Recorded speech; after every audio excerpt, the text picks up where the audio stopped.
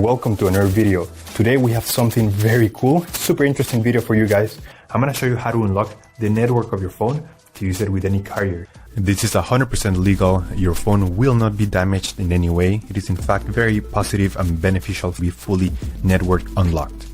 Because your phone's resale value will increase because your phone will be compatible with any other carrier worldwide. We're gonna begin.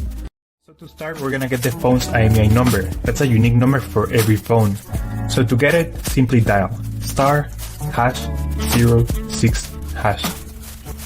As you will see, your 15-digit IMEI number will appear in the screen of your phone. This number is very important. It represents the ID of your phone, and keep it somewhere close because we're gonna use it in a few seconds to unlock this phone. Okay, now we're gonna switch to the computer. We're gonna use this website to request the unlock code to unlock this phone. So first you need to fill in the information about the phone you want to unlock in this form. Processing times may always vary, so be very patient. It may be very fast sometimes, but sometimes it may also take a little bit longer, so just keep that in mind.